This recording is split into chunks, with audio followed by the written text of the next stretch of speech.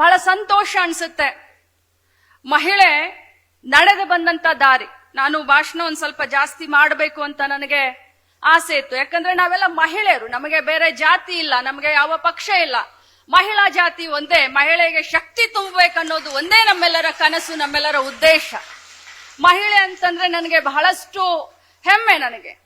ನನಗೆ ಕೆಲವೊಂದ್ಸಲ ನನಗೆ ಹೇಳ್ತಾರೆ ಜನ, ನೀನೇನಮ್ಮ ಬರೀ ಮಹಿಳಾ ಪರವಾಗಿದೆಯಾ, ನೀನು ಫೆಮಿನಿಸ್ಟ್ ಅಂತ ಒಮ್ಮೆ ಕೇಳ್ತಾರೆ. ಫೆಮಿನಿಸ್ಟ್ ಅಂದ್ರೂ ಕೂಡ ಪರವಾಗಿಲ್ಲ, ಮಹಿಳೆಯರು ಮುಖ್ಯವಾಹಿನಿಗೆ ಬರಬೇಕು, ಮಹಿಳೆ ಸ್ವಚ್ಛಂದವಾದಂತ ಸ್ವತಂತ್ರವಾದಂತ ವಿಚಾರಧಾರೆಗಳನ್ನ ಇಟ್ಕೊಂಡು ಸಮಾಜದಲ್ಲಿ ಬದುಕನ್ನ ಕಟ್ಕೊಳ್ಬೇಕನ್ನುವಂಥದ್ದು ನಮ್ಮ ಉದ್ದೇಶ, ನಮ್ಮ ಸರ್ಕಾರದ ಉದ್ದೇಶ.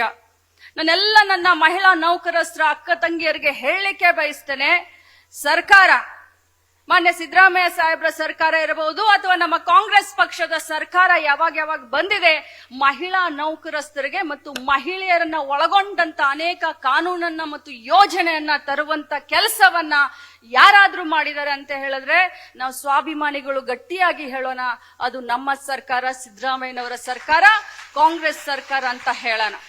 ಬಂಧುಗಳೇ, ನಾವು ನಡೆದು ಬಂದಂತ ಇತಿಹಾಸವನ್ನ ನಾವು ಇವತ್ತು ನೆನಪಿಸ್ಕೊಳ್ಬೇಕಾಗತ್ತೆ. ಒಂದು ಕಾಲದಲ್ಲಿ ಸತಿ ಸಹಗಮನ ಪದ್ಧತಿಯಿಂದ ನಾವೆಲ್ಲ ಎದ್ದು ಬಂದಿದ್ದೀವಿ. ಇದೇ ದೇಶದಲ್ಲಿ ಆ ಸಂಸ್ಕೃತಿ ಇತ್ತು. ಒಂದು ಕಾಲದಲ್ಲಿ ಸತಿ ಸಹಗಮನ ಪದ್ಧತಿ, ಗಂಡ ಸತ್ತ ತಕ್ಷಣ ಹೆಣ್ಣು ತಲೆ ಎಲ್ಲ ಬೋಳಿಸ್ಕೊಳ್ಬೇಕಾಗಿತ್ತು. ಯಾವ ರೀತಿ ವನವಾಸವನ್ನ, ಯಾವ ರೀತಿ ಜೀವನವನ್ನ, ನರಕ ಯಾತನೆಯನ್ನ ಕಂಡಂತ ಈ ಹೆಣ್ಣು ಇವತ್ತು ನಮ್ಮ ಭಾರತ ದೇಶದ ಹೆಮ್ಮೆಯ ಮಗಳು, ಕರ್ನಾಟಕ ರಾಜ್ಯದ ಹೆಮ್ಮೆಯ ಮಗಳು. ಇವತ್ತು ಯಾವ ಮಟ್ಟಕ್ಕೆ ನಾವು ಮುಂದೆ ಬಂದಿದೀವಿ ಅಂತ ವಿಚಾರ ಮಾಡಿದಾಗ ಒಮ್ಮೊಮ್ಮೆ ನಮ್ಗೆ ಮೈ ಜುಮ್ ಅನ್ಸುತ್ತೆ. ಆದ್ರೆ ಈಗಿನ ಪ್ರಸ್ತುತ ಕಾಲಘಟ್ಟದಲ್ಲೂ ಕೂಡ, ಅದ್ರಲ್ಲೂ ನೀವೆಲ್ಲರೂ ಕಲ್ತಂತವರು, ಸ್ವಂತ ಶಕ್ತಿಯ ಮೇಲೆ ಸರ್ಕಾರದಲ್ಲಿ ಯಾವುದೋ ಒಂದು ಉದ್ಯೋಗದಲ್ಲಿ ತಾವು ಕೆಲಸವನ್ನ ಮಾಡ್ತಾ ಇದ್ದೀರಾ, ಇಷ್ಟೊಂದು ಸಂಘಟನೆಯಲ್ಲಿದ್ದೀರಾ, ಬಹಳಷ್ಟು ಕಾಮನ್ ಸೆನ್ಸ್ ಇದೆ ತಮಗೆ, ಬಹಳಷ್ಟು ಕಲ್ತಿದ್ದೀರಾ. ಆದ್ರೂ ಕೂಡ ಇಂಥ ಸಂದರ್ಭದಲ್ಲೂ ತಾವು ಕೂಡ ಕಷ್ಟವನ್ನ ಅನುಭವಿಸ್ತೀರಾ ಅಂತ ನನ್ನ ಗಮನಕ್ಕೆ ಬಂದಾಗ ನಿಜವಾಗ್ಲೂ ನನಗೆ ಬಹಳಷ್ಟು ವಿಚಾರ ಮಾಡ್ಬೇಕಲ್ಲಪ್ಪ. ಈ ಮಟ್ಟಕ್ಕೆ ನಾವು ಬೆಳೆದ್ರೂ ಕೂಡ ಇನ್ನೂ ಹೆಣ್ಣಿನ ಶೋಷಣೆ ಆಗ್ತಾ ಇದೆ ಅಂತ ಒಮ್ಮೆ ವಿಚಾರ ಮಾಡ್ತಾ ಇರ್ತೀನಿ ನಾನು. ಇವತ್ತು ನಾವು ಕಾನೂನನ್ನ, ಸರ್ಕಾರದಲ್ಲಿ ಅನೇಕ ಯೋಜನೆಯನ್ನ ನಾವು 3ನೇ ಮಹಡಿಯಲ್ಲಿ ಕ್ಯಾಬಿನೆಟ್ ನಲ್ಲಿ ಡಿಸಿಷನ್ ತಗೊಳ್ತೀವಿ, ಮಾಡ್ತೀವಿ. ಆದ್ರೆ ಆ ಸರ್ಕಾರಿ ಯೋಜನೆಗಳನ್ನ ಬೇರು ಮಟ್ಟಕ್ಕೆ ತೆಗೆದುಕೊಂಡು ಹೋಗಿ ಯಶಸ್ವಿ ಯಾರು ಮಾಡ್ತಾರೆ ಅಂತಂದ್ರೆ ಅದು ನೀವೆಲ್ಲ ಮಾಡ್ತೀರಿ ಅಂತ ಬಹಳಷ್ಟು ಹೆಮ್ಮೆಯಿಂದ ಹೇಳಲಿಕ್ಕೆ ಬಯಸ್ತೇನೆ. ಇವತ್ತು ಯಾವುದೇ ಸರ್ಕಾರಕ್ಕೆ ಒಳ್ಳೆ ಹೆಸರು ಬರಬೇಕಾದ್ರೆ, ಕೆಟ್ಟ ಹೆಸರು ಬರಬೇಕಾದ್ರೆ ಸರ್ಕಾರಿ ನೌಕರಸ್ಥರ ಪಾತ್ರ ಬಹಳಷ್ಟಿರುತ್ತೆ. ನನ್ನ ಮಹಿಳೆಯರಿಗೆ, ನನ್ನ ಅಕ್ಕ ತಂಗಿಯರಿಗೆ ಹೇಳಲಿಕ್ಕೆ ಬಯಸ್ತೇನೆ, ನಾನು ಮೊದಲೇ ಹೇಳದ ಹಾಗೆ ಇವತ್ತು ಪ್ರಸ್ತುತ ಬಹಳಷ್ಟು ಜನ ಮಾತನಾಡಿದ್ದಾರೆ. ರೋಶ್ನಿ ಗೌಡ ಮಾತಾಡಿದ್ದಾರೆ, ನಾಗಲಕ್ಷ್ಮಿ ಚೌಧರಿ ಮಾತಾಡಿದ್ದಾರೆ, ಮಾನ್ಯ ಮುಖ್ಯಮಂತ್ರಿಗಳು ಕೂಡ ಹೇಳ್ತಾರೆ. ಮಹಿಳಾ ಸಬಲೀಕರಣದ ನಮ್ಮ 5 ಗ್ಯಾರಂಟಿಯಲ್ಲಿ 3 ಗ್ಯಾರಂಟಿ ಮಹಿಳಾ ಸಬಲೀಕರಣಕ್ಕೆ ನಾವು ತೆಗೆದುಕೊಂಡು ಬಂದಿದ್ದೀವಿ. ಗೃಹಲಕ್ಷ್ಮಿ, ಶಕ್ತಿ, ಬಹಳಷ್ಟು ಅನ್ನಭಾಗ್ಯ. ಆದ್ರೆ ಅದರ ಜೊತೆಯಲ್ಲಿ ಮೊನ್ನೆ ನಡೆದಂತ ನಮ್ಮ ICDS ಕಾರ್ಯಕ್ರಮ 50 ವರ್ಷದ ಸ್ವರ್ಣ ಸಂಭ್ರಮವನ್ನ ಮಾಡಿದಂತ ಸಂದರ್ಭದಲ್ಲಿ ಹೊಸದಾಗಿ ಅಕ್ಕ ಪಡೆ ಅಂತ ಹೇಳಿ ಮಹಿಳೆಯರ ಸುರಕ್ಷತೆಗೆ ಆದ್ಯತೆಯನ್ನ ಕೊಡಬೇಕು ಅಂತ ಹೇಳಿ ಅಕ್ಕ ಪಡೆಯನ್ನ 31 ಜಿಲ್ಲೆಯಲ್ಲಿ ನಾವು ನಮ್ಮ ಇಲಾಖೆ, ಮಹಿಳಾ ಮಕ್ಕಳ ಕಲ್ಯಾಣ ಇಲಾಖೆಯ ಜೊತೆಯಲ್ಲಿ ಗೃಹ ಇಲಾಖೆಯ ಸಂಯೋಗದೊಂದಿಗೆ ನಾವು ಪ್ರಾರಂಭ ಮಾಡ್ತಾ ಇದ್ದೇವೆ. ಅತಿ ಶೀಘ್ರದಲ್ಲಿ ಅದರ ಬಗ್ಗೆ ಅರಿವನ್ನ ಮೂಡಿಸ್ಲಿಕ್ಕೆ ತಮ್ಮ ಸಂಘಟಕರಿಗೆ ಅದರ ಬಗ್ಗೆ ಏನೇನು ಇದಾವೆ, ಅದರ ಆಗು ಹೋಗುಗಳು ಯಾವ ರೀತಿ, ಅಕ್ಕಪಡೆ ಯಾವ ರೀತಿ ಕೆಲಸ ಮಾಡುತ್ತೆ, ಅಕ್ಕಪಡೆಯನ್ನ ತಾವು ಯಾವ ರೀತಿ ಬಳಸ್ಕೊಳ್ಬಹುದು ಅನ್ನೋದನ್ನ, ಆ ಸುತ್ತೋಲೆಯನ್ನ ತಮ್ಮ ಅಧ್ಯಕ್ಷ ಕೈಗೆ ನಾನು ಕೊಡ್ತೀನಿ. ತಮ್ಮೆಲ್ಲರಿಗೂ ಅಭಿನಂದಿಸ್ತೀನಿ. ಇನ್ನೊಂದು ಮಾತನ್ನ ಹೇಳಿ, ಯಾಕಂದ್ರೆ 12 ಗಂಟೆಗೆ ನಮ್ಮ ಕ್ಯಾಬಿನೆಟ್ ಮೀಟಿಂಗ್ ಇತ್ತು ಇವತ್ತು. ಆದ್ರೆ ಮಾನ್ಯ ಮುಖ್ಯಮಂತ್ರಿಗಳು ನೋಡಿ, ಉಪಮುಖ್ಯಮಂತ್ರಿಗಳು ಡೆಲ್ಲಿಗೆ ಹೋಗಿದ್ರು ಯಾವುದೋ ಒಂದು ಖಾಸಗಿ ಕಾರ್ಯಕ್ರಮದ ನಿಮಿತ್ತ. ಏರ್ಪೋರ್ಟ್ ನಿಂದ ಸೀದಾ ನಮ್ಮ ಕಾರ್ಯಕ್ರಮ ಬಂದಿದ್ದಾರೆ ಅಂತಂದ್ರೆ ನಮ್ಮ ಮಹಿಳೆಯರಿಗೆ ಕೊಡುವಂತ ಒಂದು ಮರ್ಯಾದೆ. ಅದರ ಜೊತೆ ಮಾನ್ಯ ಮುಖ್ಯಮಂತ್ರಿಗಳು ಕ್ಯಾಬಿನೆಟ್ಗೆ 5 ನಿಮಿಷ ಹೆಚ್ಚು ಕಡಿಮೆ ಯಾವ್ದಾದ್ರು ಮಂತ್ರಿಗಳು ಬಂದ್ರೆ ವಾಚ್ ನೋಡ್ಕೊಳ್ತಾರೆ, ನಮ್ಗೆಲ್ಲರಿಗೂ ಕ್ಲಾಸ್ ತಗೊಳ್ತಾರೆ.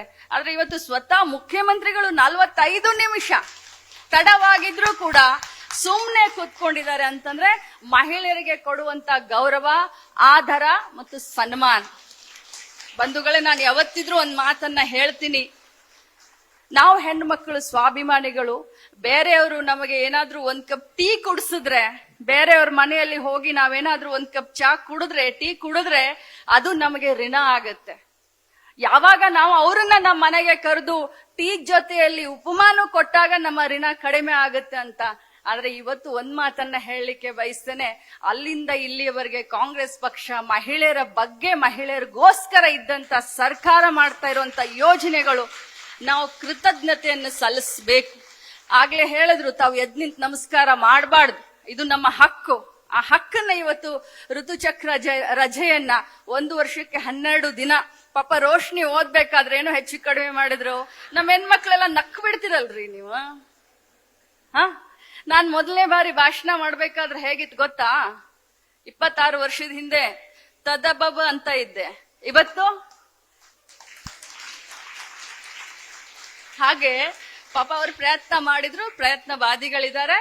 ನನ್ನ ಇಲಾಖೆಯಲ್ಲಿ ಈ ಮಹಿಳಾ ನೌಕರರ ಸಂಘಕ್ಕೆ ಒಂದು ಆಫೀಸ್ಗೆ ಮಾನ್ಯ ಹೊರಟ್ಟಿ ಸಾಹೇಬ್ರು ಹೇಳಿದ್ದಕ್ಕೆ ಒಂದು ಆಫೀಸನ್ನ ಕೊಟ್ಟಿದ್ದೇನೆ. ನಾನು ಮಾನ್ಯ ಮುಖ್ಯಮಂತ್ರಿಗಳ ಹತ್ರ ಚರ್ಚೆ ಮಾಡಿ, ಯಾಕಂದ್ರೆ ನಾನು ಒಬ್ಬ ಮಹಿಳೆ ಇದ್ದೀನಿ, ಸೊ ಖಂಡಿತವಾಗ್ಲೂ ತಮ್ಮನ್ನ ಅಲ್ಲಿಂದ ಹೊರಗಡೆ ಅಂತ ಕಳಿಸಲ್ಲ. ಯಾಕಂದ್ರೆ ಅದು ನನ್ನ ಮರ್ಯಾದೆ ಪ್ರಶ್ನೆ. ನಾನು ಯಾವತ್ತೂ ನಿಮ್ಮನ್ನ ಬಿಟ್ಕೊಡೋದಿಲ್ಲ. ಮಾನ್ಯ ಮುಖ್ಯಮಂತ್ರಿಗಳ ಪರ್ಮಿಷನ್ ತೆಗೆದುಕೊಂಡು ಉಪಮುಖ್ಯಮಂತ್ರಿಗಳ ಹತ್ರ ಮಾತನಾಡಿ ತಮಗೆ ಅದನ್ನ ಆಫೀಸನ್ನ ಯಾವ ರೀತಿ ನಾವು ಕೊಡಬಹುದು ಅನ್ನೋದ್ರ ಬಗ್ಗೆ ನಾನು ಗಮನ ಹರಿಸ್ತೀನಿ ಅಂತ ಹೇಳಿ ತಮ್ಮೆಲ್ರಿಗೂ ಅಭಿನಂದನೆ ಸಲ್ಲಿಸ್ತೀನಿ. ಕಾನೂನಿನ ಅರಿವು, ತಮ್ಮ ಹಕ್ಕಿನ ಅರಿವನ್ನ ತಾವಿಟ್ಕೊಳ್ಬೇಕು. ಅವಾಗ ಬೇರೆಯವರಿಗೆ ಕಾನೂನಿನ ಅರಿವು ಮತ್ತು ಹಕ್ಕಿನ ಅರಿವನ್ನ ಕೊಡ್ಲಿಕ್ಕೆ ಸಾಧ್ಯ. ಸಂವಿಧಾನ ಶಿಲ್ಪಿ ಡಾಕ್ಟರ್ ಅಂಬೇಡ್ಕರ್ ಅವರ ಕಂಡಂತ ಕನಸು ನನ್ಸಾಗ್ಲಿಕ್ಕೆ ಸಾಧ್ಯ ಅಂತ ಹೇಳ್ತಾ ಇನ್ನೊಮ್ಮೆ ತಮ್ಮೆಲ್ರಿಗೂ ಅಭಿನಂದಿಸಿ ನನ್ನ ಮಾತಿಗೆ ವಿರಾಮ ಹೇಳ್ತೀನಿ. ಜೈ ಹಿಂದ್, ಜೈ ಕರ್ನಾಟಕ, ಜೈ ಮಹಿಳಾ ನೌಕರರ ಸಂಘ.